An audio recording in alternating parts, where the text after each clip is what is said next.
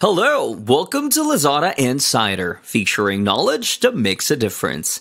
We share trusted insights, forward-looking perspectives, and exclusive expert interviews to keep you ahead of the curve. One topic that have been pushed to the forefront of consumer minds during this pandemic is sustainability. Studies have shown that consumers are willing to be part of the solution and start their sustainability journey. Yet, when asked what they have done, most have not acted on this intention. Today, we have Anvaya, a qualitative director from Ipsos, to help us understand the say-do gap in sustainability. Anvaya have over 20 years of experience in understanding consumers' behavior and mindsets to help brands unlock opportunities that are relevant to the Southeast Asian consumers.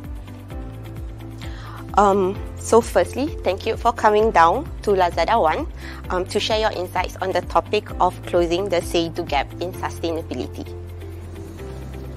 Thanks so much, Shaz, for having me here at Lazada Insider. My name is Anvaya and I'm a director with the qualitative team in Ipsos in Singapore. And I have over 20 years of experience in market research and a deeply curious mind in terms of consumer behavior, their mindset, and how to help brands stay more relevant in their strategies. And you very rightly have pointed out that sustainability is at the forefront of any brand strategies, and we see that consumers are also embracing the same. Yep. So what we have seen is that many research have shown that even among the Southeast Asia consumers, there is a growing awareness and readiness for sustainable products, and also to be part of the sustainable journey. And as you have rightly said, that it has accelerated, especially during the pandemic. However, research also shows that there is a gap between their attitudes with their actual retail behavior. So could you share your thoughts about this? Sure.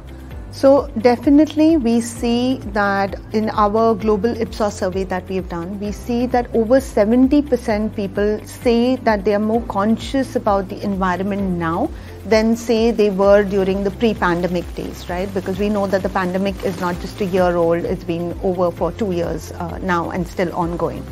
So we see that people do have the intention of doing something for the environment, of playing their part towards climate change, towards more sustainable actions that are there, and they are quite conscious of the topic of sustainability. However, they are not always acting upon their intentions, and therefore we see there is a intention-action gap, there is a say versus do gap. It's also been called the green gap by many people these days. So even in our survey, we found out that 43% people say it is important for them to use packaging that has minimum amount of packaging materials, but only 29% people actually make the conscious decision to purchase products which have that minimum amount of packaging. Or we know from our survey again that 41% people think that packaging should be made of recyclable materials, but it is only 26% people who've actually purchased products which have that type of packaging. So we can ask ourselves, why does this dilemma exist? Why are they saying something, claiming something, but really not having that follow through? Some of it is very common behavior for all of us. Like many of us will say we want to lose weight, but we end up gorging on midnight snacks. We say we want to be more mindful, that's the buzzword in the pandemic as well, but we end up doing a lot of multitasking and getting distracted. Or we say we want to take 10,000 steps in a day, but we really haven't left the office chair. Yeah.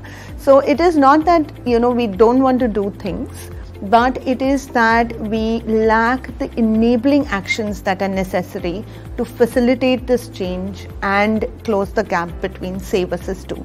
So using like our Ipsos MAPS framework that we already have, we see that there are several barriers at play when it comes to why people don't embark and do action around sustainability. First of all is the barrier about what they believe is sustainability. And that's where the roles of brand will come in, which is to really educate them, right? So what are the dimensions of sustainability? The other barrier is also to do with what is the external environment really doing? Is it enabling their actions? Because me as a consumer might want to take some action, but I may not have the ways and means and the avenues to do that. So for example, a consumer goes to a wet market or a supermarket and there is free and easy availability of plastic bags, right?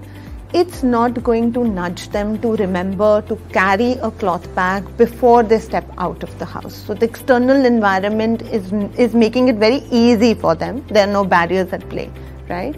Or if a consumer is ordering something from an e-commerce channel, then do they even have the option of choosing packaging that is minimal, right? So while consumers are claiming, I think there is the role of the brand as well to facilitate action that can bridge the say versus do gap. Thank you. That is very interesting and very insightful. It has made me reflect, like as a consumer myself, what should I do or what should I do more, in order to make sure I act on this intent or to close this gap, say do gap in sustainability.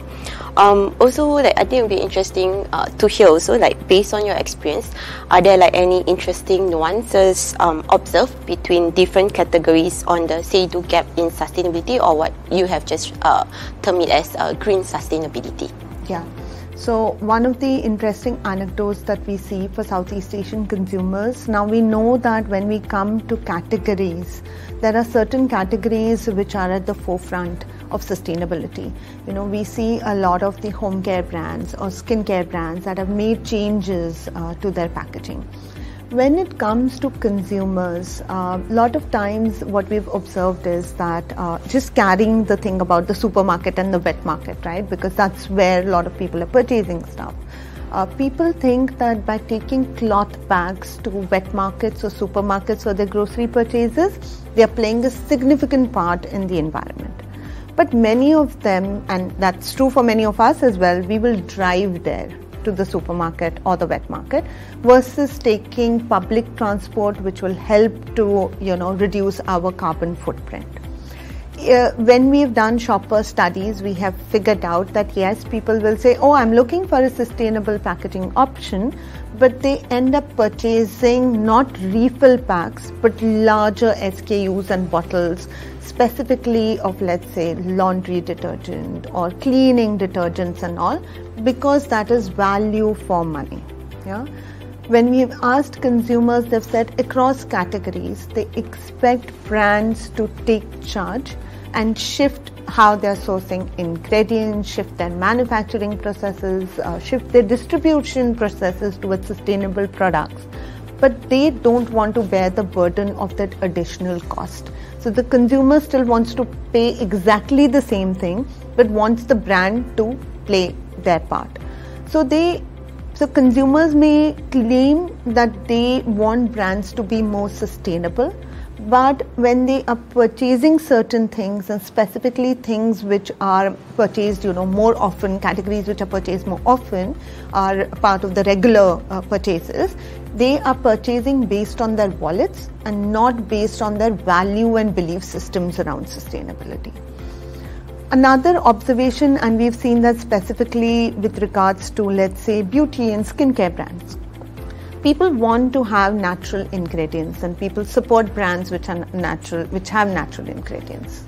However, they lack the knowledge that whether this natural ingredient is part of a renewable ingredient, part of a renewable ecosystem or not.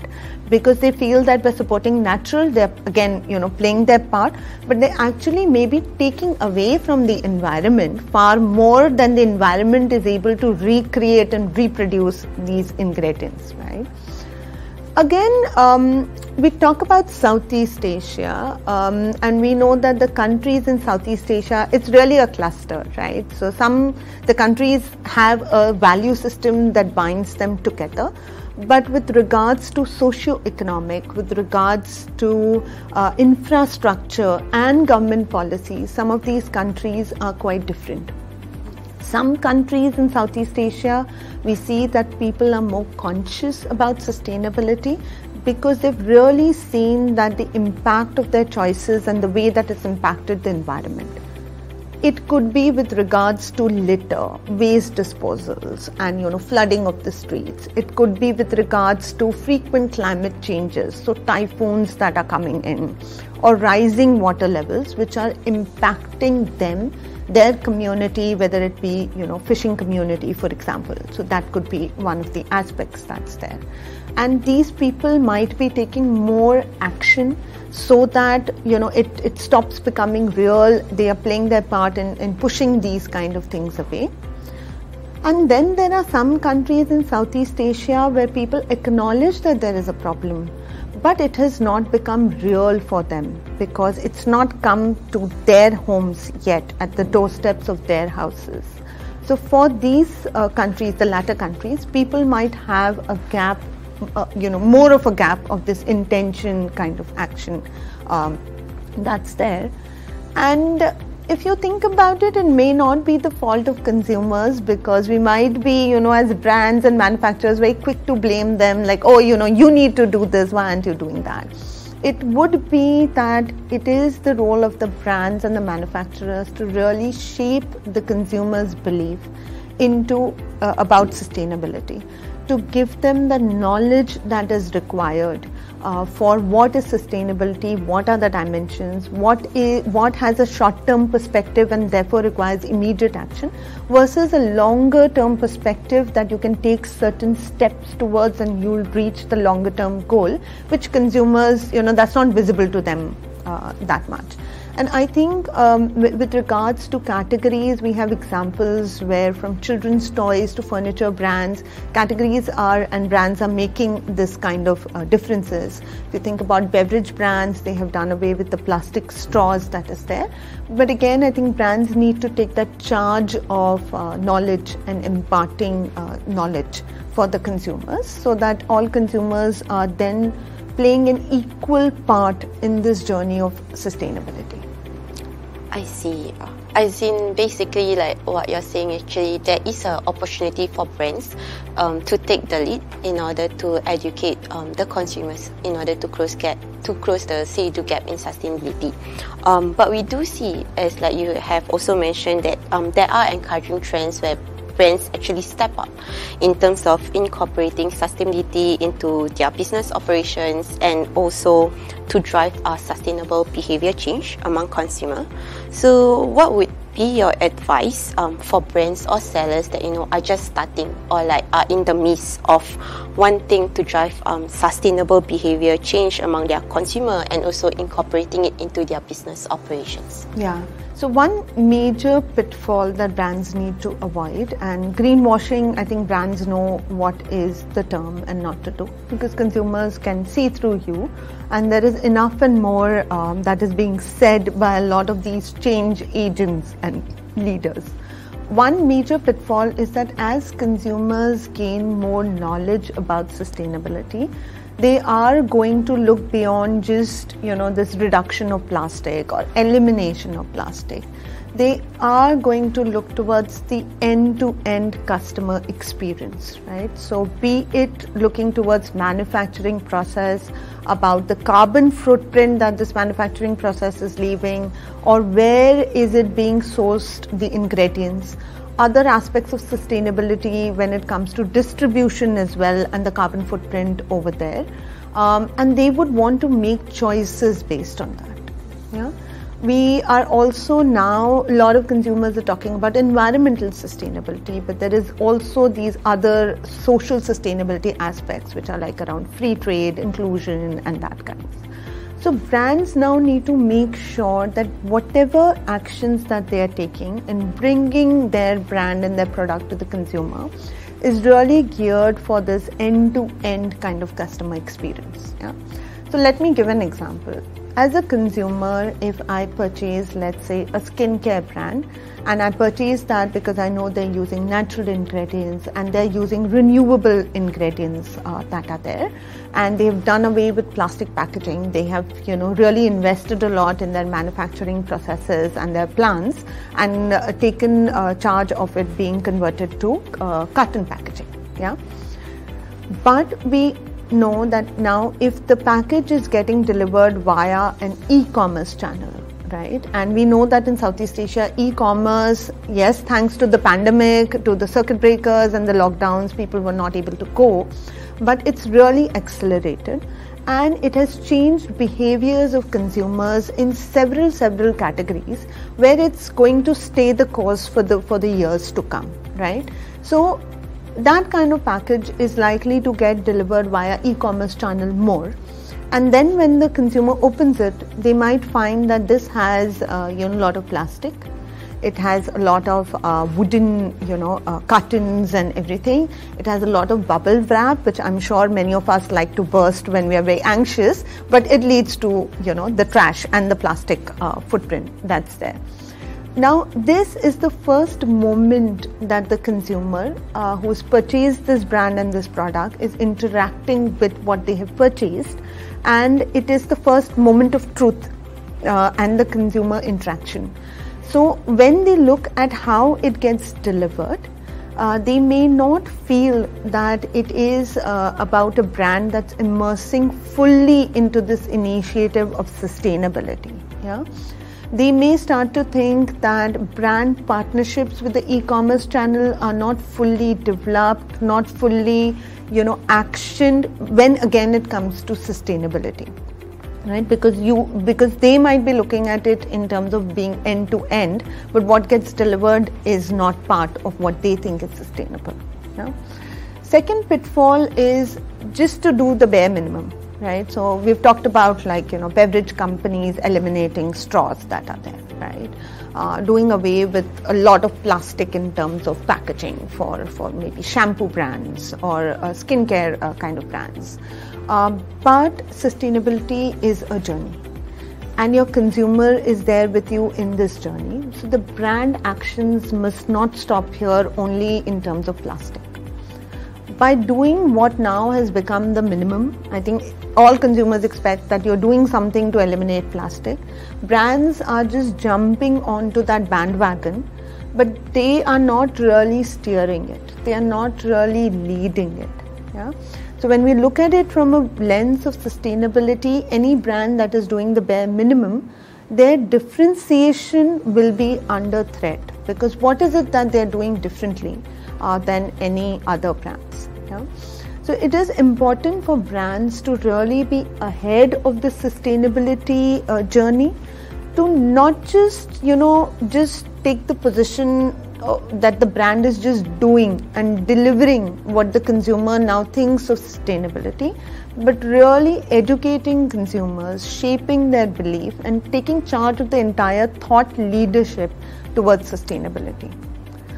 The other aspect that brands, I think, are aware about are the new consumer segment, which is the Gen Z, which now has entered into the workforce. They have the purchasing power, and there are enough and more studies that are being done that they are the ones who are going to make choices based on their values and may perhaps sacrifice their wallets for these values. So the brands need to ask themselves that, do we have enough information on the Gen Z mindset, on the actions that they have, or do we need to take our brand purpose towards sustainability, and make it more relevant to them, take charge of the entire thought leadership around it? I see. Thanks. So I think for the last question, majority of our listeners are players in the e-commerce space. What would you say the three biggest possible action you believe that the brand or the seller in the e-commerce space especially could do to help drive or support this sustainable behavior change? Yeah, so I think that's a very important question, because we've already established that e-commerce is going to be the trend in terms of shopping. And brands and e-commerce players need to have a very strong partnership that delivers together on the sustainability aspect. You asked me about 3 possible actions, so I'm not going to talk about plastic because I think I've talked about it, a lot here. I think the first thing is to do with sustainable shipping, because delivery and the carbon footprint that is happening in terms of the delivery slots is very important. So you need to look at lesser CO2 emissions during delivery slots, and here is where bundling will become quite important. And it is definitely in the interest of brands and e-commerce players to figure out what are the adjacencies that are there when a consumer shops online. Because then by looking at what are the brands that are purchased together, what are the categories that are purchased together, that is where, as a brand with knowledge about adjacencies, knowledge about their purchase behavior, will be in a better position to offer bundle offers within the same kind of delivery occasion. Yeah. The second part to sustainable shipping is really about returns. Yeah. And because returns are so easy, right? A lot of us, will purchase something. We may not want to go through a lot of hassle that returns have, but because they're easy, we will still go in for it. So yes, if I order for a shirt and it doesn't fit me, of course I will return it. However, a lot of consumers in our experience return things because they are not aware of exactly what it looks like. Yeah. Exactly, what it will do in terms of the form and feature, because they're looking for reviews. Now, certain categories do very well, beauty and skincare category is a very good example. They have so many reviews and so many blogs that you know what you would be getting into. But let's say electronics, for example. I wanted to purchase a gooseneck and there was no review, so it just came and all it came was a stand. Then I have to engage the e-commerce player to return it because there is no review, there is no actual picture, and that again will add to the packaging aspect of it because I may have thrown it in the trash, whatever came with it, and it will definitely add to the CO2 and the carbon footprint. So reviews are important not just from a repeat purchase perspective, but really to co-opt the consumer into leaving reviews so that they're doing their part for sustainable shipping. Yeah. Second action is really to update the brand ethos. So sustainability will be about supporting causes like local farming communities, and in our Southeast Asia we know that we have many countries which are, local farming communities are very important to them. So CSR initiatives that are done to onboard local farming communities, that would be important. What would also be important is the local sellers, right? Because in markets, let's say Indonesia, there are a lot of local sellers that are there. There are a lot of artisans. So e-commerce players and brands can partner with them to support them also in their journey around sustainability.